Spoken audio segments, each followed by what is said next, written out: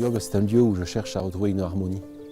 Une harmonie, puisque je cultive une plante qui s'insère dans un paysage, un écosystème.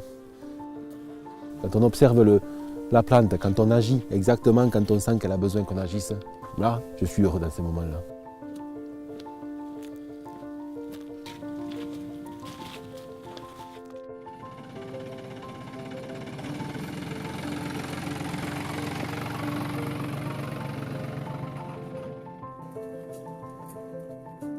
Je fais des vendanges manuelles d'abord pour pouvoir trier le raisin.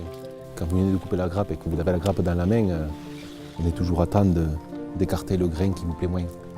Ensuite, ce qui est très important, c'est qu'on peut passer vendanger en plusieurs fois la vigne. La vraie authenticité du métier, c'est le travail du bio. C'est-à-dire qu'on souffre quand la vigne souffre parce qu'il faut travailler 2 fois plus.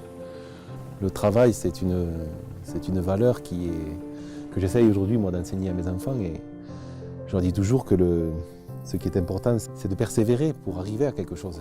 Il n'est pas question d'abandonner, mais il faut finir le travail, il faut le réussir. Et après, on est très fiers. Cette fauvette, j'en suis fier parce que j'ai choisi les 7 hectares qui sont les plus beaux de mon vignoble. J'ai observé les vignes au fil des ans, j'ai goûté les raisins à chaque vendange et c'est comme ça que j'ai opéré ma sélection. Pour la fauvette blanche, c'est un vin que j'ai voulu fruiter mais surtout minéral.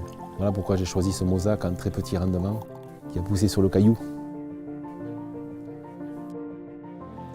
En rouge, on est sur des vins avec de belles charpentes. En vinification intégralement en barrique et une macération poussée au maximum. Et enfin, pour la fauvette dorée, là on est dans l'exception.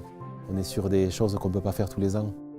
On est, à travers les trilles successifs, on est sur la limite du jus qui reste dans la baie. Et on voit quand on presse ça, il y a quelques gouttes qui suintent, mais c'est l'essence même du vin.